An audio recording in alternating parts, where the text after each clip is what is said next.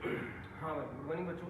तो देखो, कंटिन्यू करते हैं। कल मैंने जहाँ छोड़ा था आपके टॉपिक वो था एंटीबॉडी, और मैंने ये बताया था कि ये बहुत ही ज़्यादा इंपॉर्टेंट है। एग्जाम के अंदर भी इससे बड़े क्वेश्चन और छोटे क्वेश्चन दोनों बनते हैं, ठीक है। तो इसको थोड़ा डीपली और ढंग से इसको समझना पड़ेगा, क्योंकि यही एक ऐसा पोर्शन है जिससे ज़्यादातर क्वेश्चन बनते हैं, ठीक है।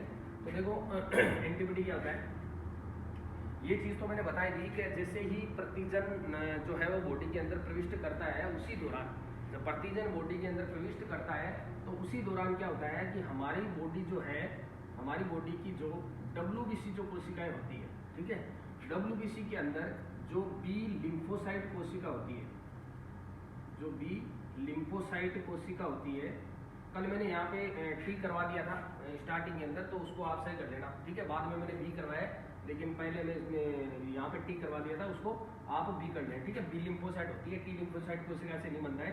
तो हमारी बॉडी के अंदर जो WBC है उसकी जो बी लिम्फोसाइट जो कोशिका होती है, वो बी लिम्फोसाइट कोशिका क्या होती है, रूपांतरित हो जाती है किसमें, प्लाज्मा कोशिका में। और प्लाज्मा कोशिका के अंदर जब रूपांतरित हो जाती है तो ये जो प्लाज्मा कोशिका होती है वो क्या निर्माण करती है, एंटीबॉडी का निर्माण करती है, ठीक है। तो ये प्लाज्मा जो कोशिका है वो क्या बनाती है, एंटीबॉडी का निर्माण करती है। तो ये एक बेसिक इसका आइडिया था कि साहब एंटीबॉडी क्या होती है, ठीक है। अब देखो ये तो हमने समझ लिया था, अब इसकी संरचना के आधार पे देखो इसका नामकरण क्या है। देखो क्या होता है कि जिस प्रकार से जो एंटीजन था उसकी जो प्रकृति थी, जो उसका नेचर था, वो प्रोटीन था, पॉलीसेकेराइड था, लिपिड था, एमिनो अम्ल, न्यूक्लिक अम्ल था। तो यहाँ पे ऐसा नहीं होता है, एंटीबॉडी जो होती है उसकी जो प्रकृति होती है वो होती है प्रोटीन प्रकृति, ठीक है। इसकी जो प्रकृति होती है वो प्रोटीन प्रकृति होती है, और इसके अंदर पाए जाने वाला जो प्रोटीन होता है वो होता है गामा ग्लोब्यूलिन प्रोटीन। ध्यान रखना, गामा ग्लोब्यूलिन प्रोटीन इसके अंदर पाया जाता है, यानी कि इसकी प्रकृति जो है वो प्रोटीन प्रकृति होती है। और इस प्रोटीन प्रकृति के अंदर इसके अंदर क्या होता है, गामा ग्लोब्यूलिन प्रोटीन पाया जाता है। और इसीलिए इस एंटीजन का जो शॉर्ट जो नेम है या एक दूसरा जो नाम है वो नाम होता है IG, ठीक है। इसी तरीके से लिखेंगे IG, और इसका फुल फॉर्म होती है इम्यूनोग्लोबिन, ठीक है भाई। कई जगह इम्यूनोग्लोबुलिन भी बोला जाता है और कई जगह इम्यूनोग्लोबिन बोला जाता है। तो देखो इम्यूनो नाम क्यों पड़ा, क्योंकि ये इम्यूनिटी क्रिएट करता है, और ग्लोबुलिन क्यों नाम पड़ा, क्योंकि इसके अंदर गामा ग्लोबुलिन प्रोटीन पाई जाती है, ठीक है। तो ये था इसका एक बेसिक आइडिया। साहब जो एंटीबॉडी होती है उस एंटीबॉडी को हम IG या इम्यूनोग्लोबुलिन कहते हैं, क्यों, क्योंकि इसके अंदर गामा ग्लोबुलिन प्रोटीन पाई जाती है, ठीक है भाई। तो ये तो इसका बेसिक आइडिया था। आगे देखो, उतार लेना इसको। अब देखो, अब इसकी स्ट्रक्चर हम देखेंगे कि साहब ये किस स्ट्रक्चर के अंदर पाई जाती है। इसका वर्क आपको पता है, जो भी प्रतिजन होता है उस प्रतिजन के खिलाफ क्या होता है कि एक प्रतिरक्षा क्रिएट करती है, और प्रतिरक्षा बना के उस बैक्टीरिया को या उस वायरस को या प्रतिजन को नष्ट कर देती है। तो देखो जो एंटीबॉडी होती है वो एंटीबॉडी वाई शेप में होती है, इसमें होती है वाई शेप। इसकी जो स्ट्रक्चर होती है वो होती है वाई शेप के अंदर होती है, अंग्रेजी का जो वाई अक्षर है उस शेप में होती है। अब इसकी जो स्ट्रक्चर होती है वास्तव में क्या होती है, तो देखो मैं बता दूं, इसके अंदर क्या होता है कि जो एंटीबॉडी होती है, इस एंटीबॉडी को बनाने के अंदर, इस एंटीबॉडी को बनाने के अंदर चार पेप्टाइड चेन काम में आती है। इसके अंदर एंटीबॉडी को बनाने के लिए इसके अंदर क्या होती है, पॉलीपेप्टाइड चेन होती है जो 4 होती है। और ये जो 4 पॉलीपेप्टाइड जो चेन होती है वो इस तरीके से व्यवस्थित रहती है कि इसकी जो आकृति है वो वाई शेप के अंदर दिखती है। और ये जो चारों पॉलीपेप्टाइड जो चेन है ये क्या करती है, 2 भागों में बटी हुई है। 2 पॉलीपेप्टाइड जो चेन है और 2 पॉलीपेप्टाइड चेन, ये जो 2 पॉलीपेप्टाइड जो चेन होती है ये होती है हेवी चेन, इसको बोलते हैं हेवी यानी भारी श्रृंखला, ठीक है भाई। तो इसके अंदर क्या होती है कि 4 पॉलीपेप्टाइड जो चेन होती है उसके अंदर जो 2 पॉलीपेप्टाइड जो चेन होती है वो होती है हेवी चेन या भारी श्रृंखला, ठीक है। और जो 2 जो चेन होती है वो होती है लाइट चेन, जिसको हम क्या बोलते हैं, हल्की श्रृंखला, ठीक है। अब हम इनको अंग्रेजी टर्म में यूज करेंगे, हेवी चेन और लाइट चेन। ये समझ गए होंगे कि दो जो चेन होती है वो भारी होती है और दो चेन जो होती है वो क्या होती है, हल्की होती है, छोटी या फिर हल्की होती है, ठीक है।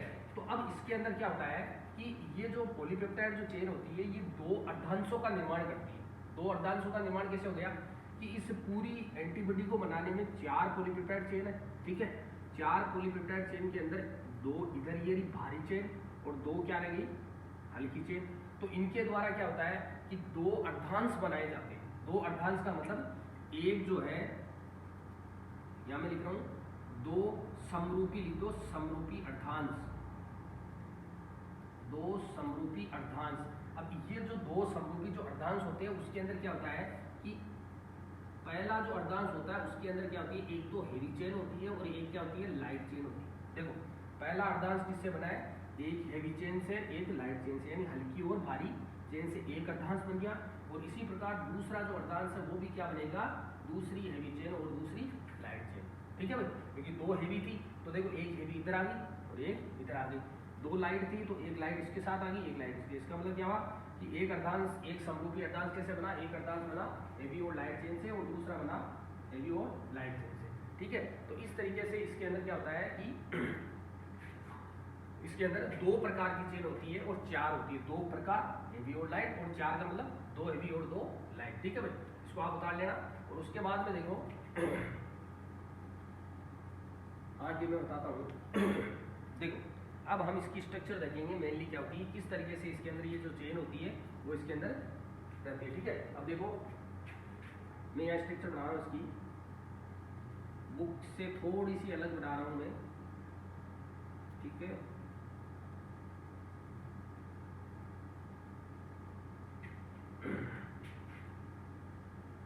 आपको इसी तरह इसको याद रखना है।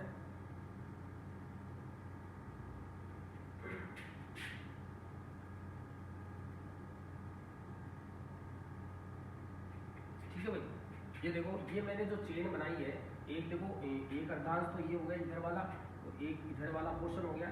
अब ये अर्धांश अभी पूरा नहीं हुआ है क्योंकि इसके अंदर मैंने जो 2 चेन बनाई है, पॉलीपेप्टाइड चेन बनाई है, वो हेवी वाली बनाई है। ये देखो ये यहाँ से लेके और यहाँ तक जो ये चेन है ये हेवी चेन है, ठीक है भाई। इसी प्रकार ये वाली जो चेन है वो क्या होगी, वो भी हेवी चेन होगी, ठीक है भाई। अब मैं इसके अंदर क्या होगा, लाइट चेन बनाऊंगा। आप इसको इस तरीके से कर दो,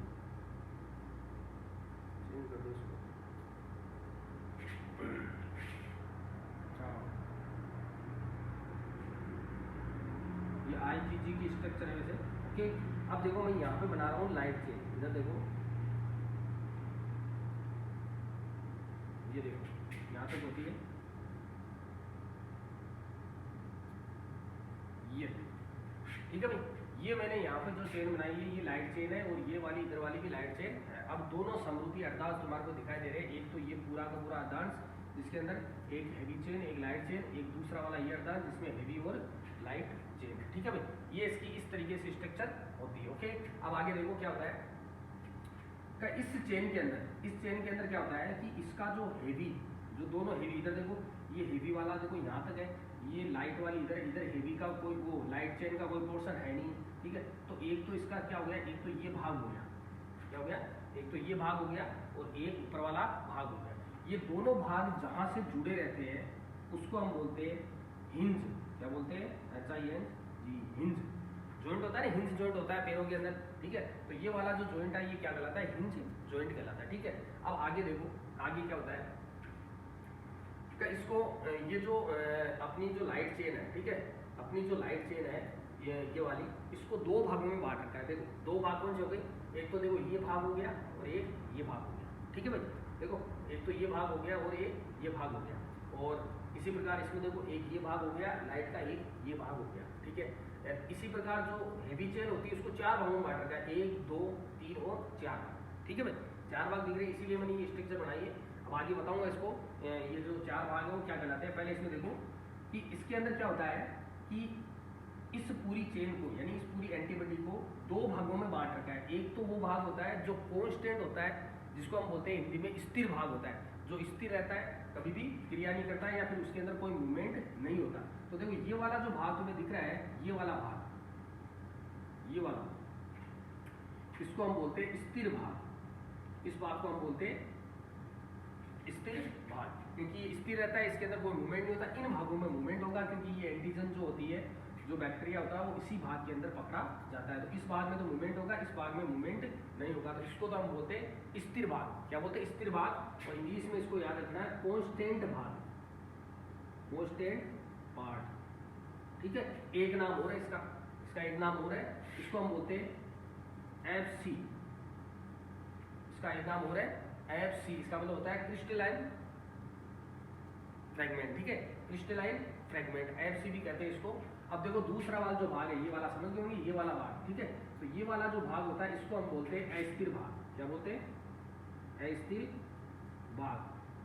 variable region, VARIABLE, variable region जानते हो क्या होता है? वेरिएबल पार्ट, जो स्थिर नहीं रहता है, जो बार बार चेंज होता रहता है। ठीक है, तो ये भाग होता है अस्थिर भाग, जिसको हम क्या बोलते हैं? वेरिएबल रीजन बोलते हैं। इसको FAB बोलते हैं। ठीक है, फ्रेगमेंट ऑफ एंटीबॉडी। ठीक है, इसको हम बोलते हैं FAB, फ्रेगमेंट ऑफ एंटीबॉडी। और ये होता है FC, क्रिस्टलाइन फ्रेगमेंट। और इसको अस्थिर भाग या वेरिएबल रीजन, और इसको हम क्या बोलते हैं? Constant region. ठीक है भाई, तो ये दो भागों में इसको बांट रखा है। और इसका बांटने का मतलब ये है कि इसको इसलिए बांटा है दो भागों में, क्योंकि ये वाला जो भाग होता है ये अस्थिर होता है, बार बार चेंज होता रहता है। ये वाला जो भाग है वो क्या होता है? कांस्टेंट होता है। अब देखो इन्हीं नामों के आधार पे मैं हेवी और लाइट चेन को, अभी मैंने बताया था कि 4 भागों में बांट रखा है हेवी चेन को। ये वाली जो हेवी चेन है इसको 4 भागों में बांट रखा है और इसको 2 भागों में बांट रखा है। तो देखो पहले लाइट चेन को देखो। लाइट चेन के अंदर ये जो पहला जो भाग है, ये वाला जो पहला भाग है उसको हम बोलते हैं वेरिएबल ऑफ लाइट चेन। देखो VL का मतलब क्या है? Variable of light chain. ये लाइट चेन है हल्की, इसी तरीके से नाम आएंगे इसके। वेरिएबल का मतलब अस्थिर भाग of light chain, light chain का अस्थिर भाग। और ये वाला जो होता है इसको हम बोलते हैं कांस्टेंट ऑफ लाइट चेन। ठीक है, अब तुम सोच रहे हो इसको कांस्टेंट क्यों बोला, जबकि ये भाग कांस्टेंट है। तो इसके अंदर ये वाला जो पोर्शन होता है, ये वाला पोर्शन जो होता है वो क्या होता है? कांस्टेंट ही रहता है। केवल जो मूवमेंट करता है ना वो ये वाला पोर्शन करता है, ये वाला भाग। यहाँ पे मूवमेंट होता है, हालांकि क्योंकि ये पूरा एक भाग है, इसलिए भाग है, तो इसलिए इसको पूरे को अस्थिर भाग में लिया है।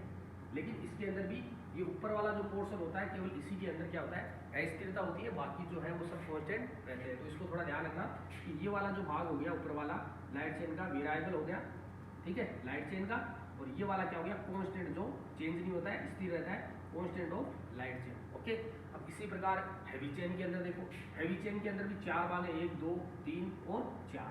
तो ये तो ऑटोमेटिकली आपको समझ में आ गया कि ये तो क्या है? कांस्टेंट रीजन है, कांस्टेंट ऑफ हैवी चेन। ठीक है, ये भी क्या है? Constant of heavy chain. Okay, इसी प्रकार ये भी क्या हो गया? Constant of heavy chain. ये भी क्या हो गया? Constant of heavy chain. अब देखो ऊपर वाले 2 भाग, तो तुम्हें पता है कि ये क्या होगा बताओ? Constant of heavy chain.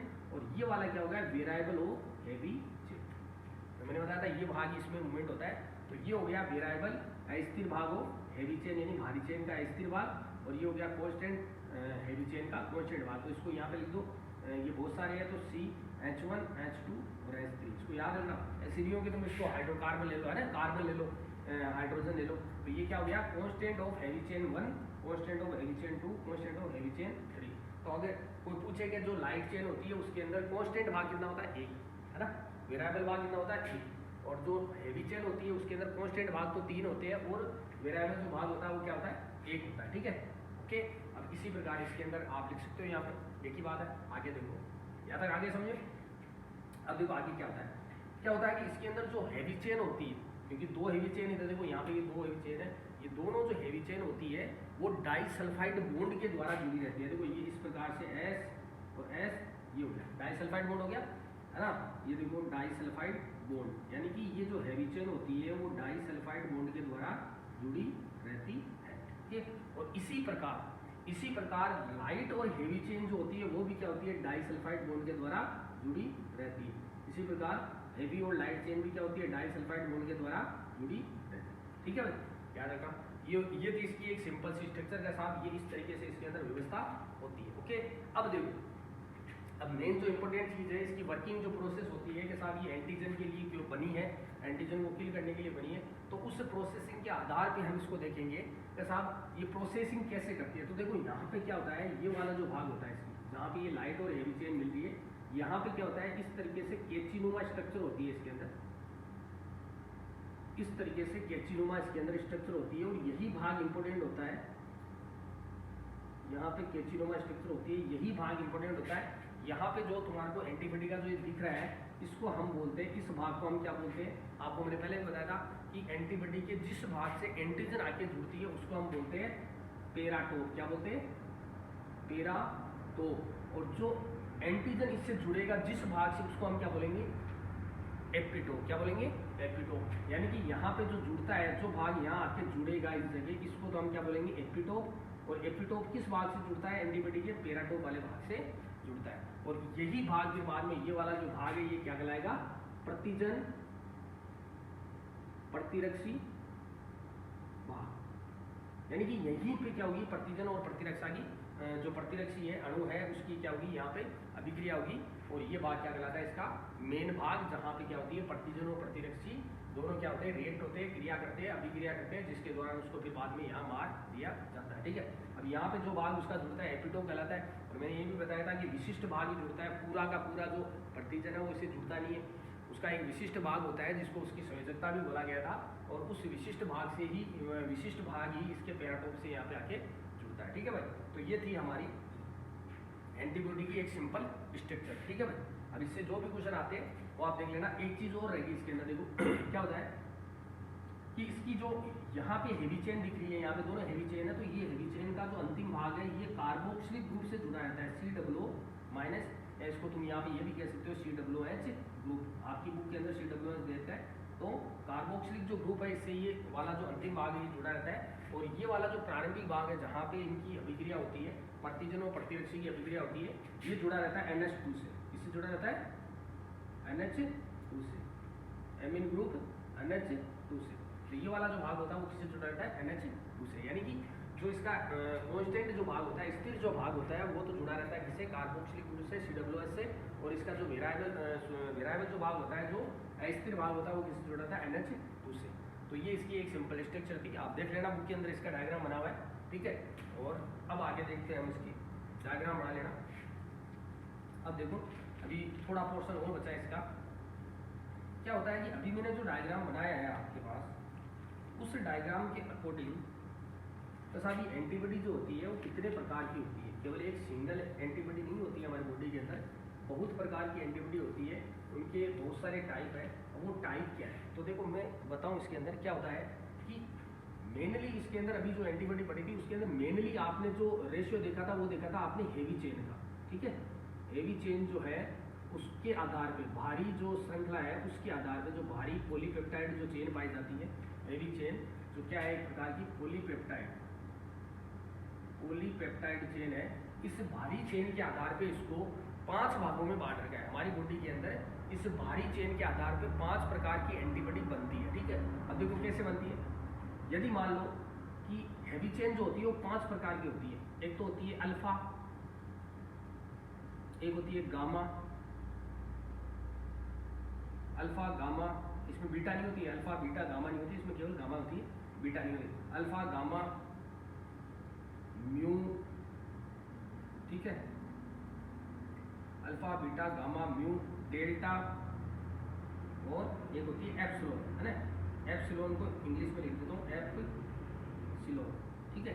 Epsilon, alpha gamma mu delta epsilon, ये क्या चीज है? ये टाइप है हेवी चेन की।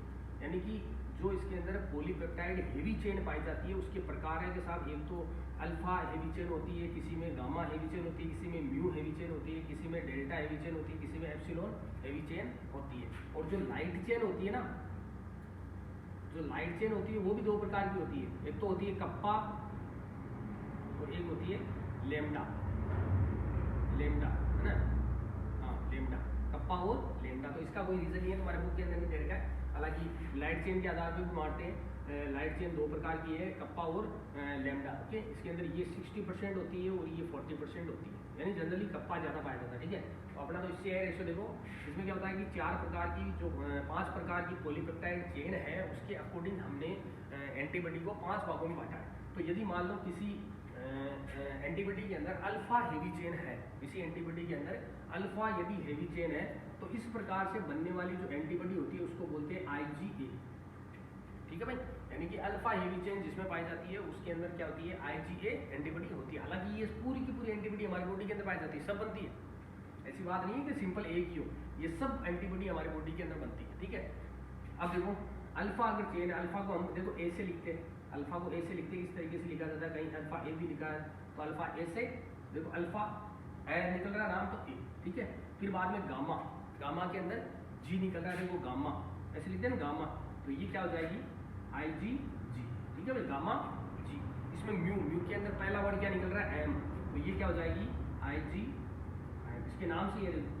डेल्टा के अंदर पहला वर्ड क्या निकल रहा है डेल्टा डी, तो ये क्या हो जाएगी आई जी डी। अब देखो एप्सिलॉन के अंदर पहला वर्ड क्या निकल रहा है ई, तो ये क्या हो जाएगी आई जी, ठीक है भाई, ज़्यादा बताने की जरूरत नहीं है। पहला वर्ड जो है उसके अकॉर्डिंग ही इसमें एंटीबॉडी बन रही है। अल्फा है तो आई जी ए, गामा है तो आई जी जी, और अगर म्यू है तो आई जी एम, डेल्टा है तो आई जी डी, और एप्सिलॉन है तो आई जी ई।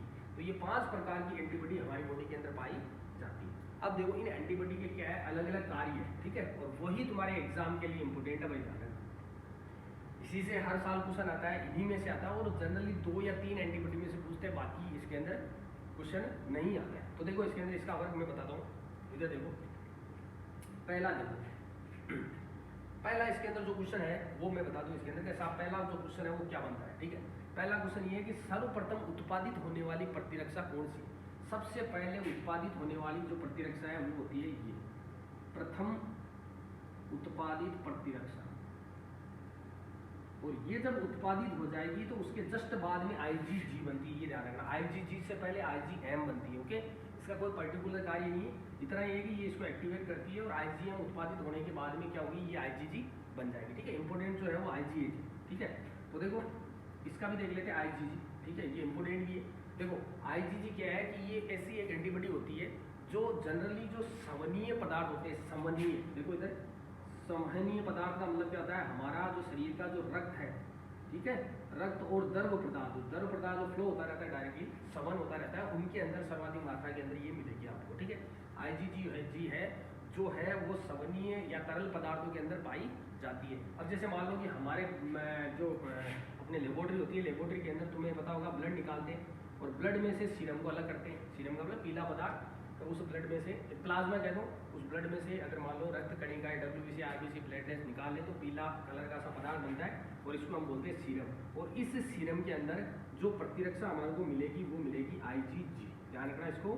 सीरम के अंदर मिलने वाली जो प्रतिरक्षा है वो कौन सी होगी आईजीजी, ठीक है।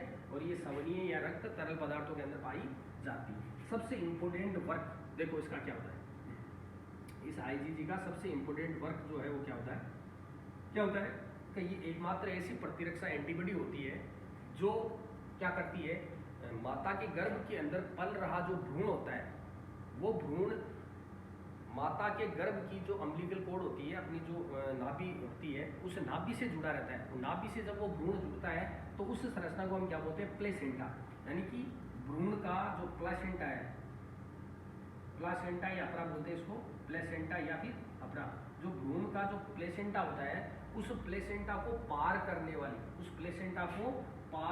वाली यही प्रतिरक्षा होती है, ध्यान रखना भाई। बच्चा है, माता के पेट के अंदर जो भ्रूण है वो भ्रूण डेवलप हो रहा है, तो वो डेवलप कैसे हो रहा है कि उसका जो प्लेसेंटा होता है, जो प्लेसेंटा है वो माता की जो नाभि होती है उससे जुड़ा हुआ है, और उसी नाभि के द्वारा माता के ब्लड के अंदर जो भी कंटेंट है, जो खनिज पोषक पदार्थ है, वो क्या करते हैं एटीपीज है, वो क्या होता है इस भ्रूण के अंदर लगातार पहुँचते रहते हैं। तो ये वाली जो प्रतिरक्षा है वो इसको पार करके चली जाती है, इस भ्रूण के प्लेसेंटा को पार करके भ्रूण में चली जाती है, और इसकी वजह से क्या होता है भ्रूण के अंदर भी ये प्रतिरक्षा बन जाती है। तो देखो ये एकमात्र ऐसी प्रतिरक्षा होती है जो भ्रूण का जो प्लेसेंटा होता है या अपरा होता है उसको पार करके चली जाती है। तो ये इंपोर्टेंट क्वेश्चन है, कई बार पूछा गया, ध्यान रखना, ठीक है भाई। आगे देखो दूसरा देखो IgA, ठीक है, इसकी मैंने एक ट्रिक बनाई थी, ए माई दूध पिला दे, ठीक है। IgA इसकी एक ट्रिक बनाई थी, ए माई दूध पिला दे। इसका मतलब क्या होता है कि माता का जो दूध होता है, माता के दूध के अंदर, माता के दूध में पाई जाने वाली प्रतिरक्षा,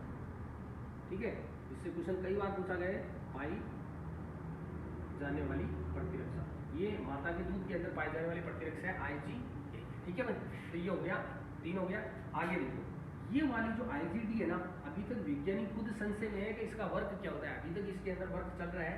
IgD जो प्रतिरक्षा है जो बॉडी के अंदर पाई गई थी, इसके अंदर ये प्रतिरक्षा भी मिलती है, लेकिन इसका जो कार्य है वो अभी भी अनभिज्ञ है, अभी भी इसके कार्य का पता नहीं लगा। बस इतना है कि ये सक्रिय करती है इन एंटीबॉडीज़ को, ठीक है, इन एंटीबॉडीज़ को बनाने में ये सक्रिय करती है, ठीक है भाई। तो इसका कोई वर्क नहीं है, ना इससे क्वेश्चन आएगा।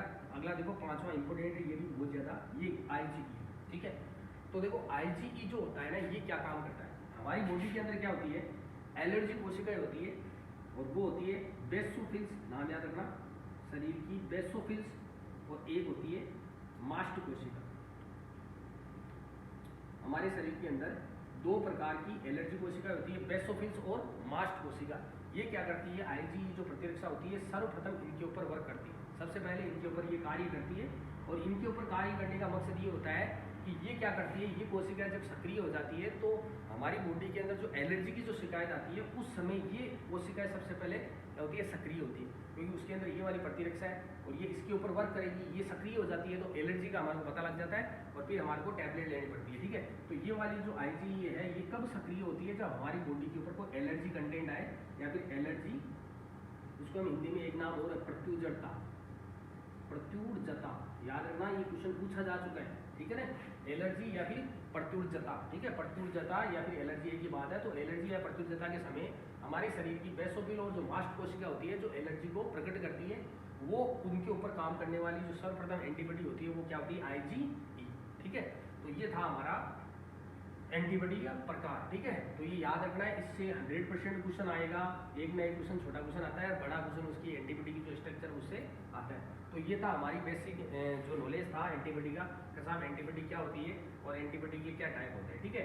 तो ये था अपना एंटीबॉडी। आगे देखो, इसको थोड़ा डीपली पढ़ लेना आप कहीं से, डायग्राम भी आपको कॉपी के अंदर बनाना है, रफ कॉपी या अपनी जो भी फेयर कॉपी है तुम्हारी साइंस की पुरानी, उस कॉपी के अंदर आप डायग्राम बना के इसको देखना और एक एक चीज़ को आप डिफाइन करना आपको, क्योंकि ये इम्पोर्टेंट है, ठीक है भाई। आगे देखो,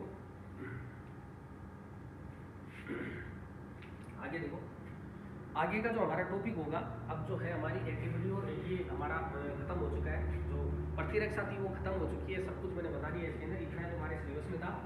अब हमारा जो टॉपिक चलेगा वो चलेगा ब्लड ग्रुप। अब हमारा जो टॉपिक है वो चलेगा ब्लड ग्रुप, और सब जानते हैं कि साहब ब्लड ग्रुप क्या होता है। तो बेसिकली तुमने 8th क्लास के अंदर पढ़ा था कि साहब एक वैज्ञानिक था जिसका नाम था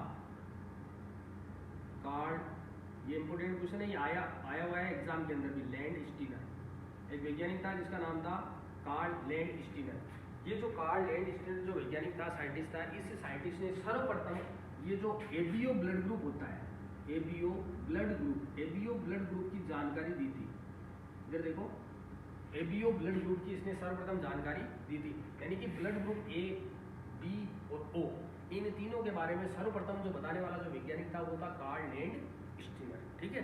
तो सबसे पहले A, B और O की खोज हुई थी, और वैसे बेसिकली इसके अंदर देखो चारों प्रकार के ब्लड ग्रुप्स में इंक्लूड है, देखो A, B, AB और O, इसीलिए इसको हम क्या बोलते हैं, एबीओ ब्लड ग्रुप, ठीक है भाई। तो देखो ये वाला जो टॉपिक है, अब हमारा वीडियो बड़ा हो सकता है, तो ये वाला टॉपिक जो है थोड़ा बड़ा है, ठीक है। तो इसको हम पूरा एक टॉपिक बना के लेंगे, ठीक है। तो अभी ये पूरा हो नहीं पाएगा, क्योंकि अगर वीडियो बड़ा हो जाता है तो उसको अपलोड करने में दिक्कत आती है, इसलिए इस टॉपिक को हम कल लेंगे, ठीक है। पूरा विस्तृत यही टॉपिक होगा, जैसे आज एंटीबॉडी हुआ था, तो आज के लिए इतना काफ़ी है, ठीक है। इसको थोड़ा डीपली पढ़ना और फिर ये टॉपिक स्टार्ट करेंगे। बहुत ही ज़्यादा इंटरेस्टिंग टॉपिक है और बहुत ही ज़्यादा नॉलेज वाला टॉपिक है, और कुछ नॉलेज भी अपन को मिलेगा, है ना। इसके अंदर मैं कई चीज़ें बताऊंगा, कैसे आप ब्लड ग्रुप कैसे निकालते हैं, ठीक है। यदि माता पिता का अगर ब्लड ग्रुप पता हो तो बच्चों का जो ब्लड ग्रुप वो कैसे वेरीफाई कर सकते हैं, तो इस प्रकार से हम इसके अंदर देखेंगे। क्योंकि इसके अंदर एक सबसे ज़्यादा इंपॉर्टेंट जो चीज़ आएगी वो आएगी RS फैक्टर। भाई अभी तक तुमने 4 प्रकार के ब्लड ग्रुप तो 8th क्लास के अंदर भी पढ़ रखे, A, B और O, लेकिन ये वाला जो फैक्टर है ये भी एक प्रकार का ब्लड ग्रुप का ही फैक्टर है, जो आपने नहीं पढ़ा है, बहुत ही ज़्यादा इंपॉर्टेंट है, ये आपको इसके अंदर पढ़ाया जाएगा, ठीक है। तो RS फैक्टर और एबीओ ब्लड ग्रुप है वो आपको कल एक पूरे लेक्चर के अंदर पढ़ाएंगे, ओके, ठीक है।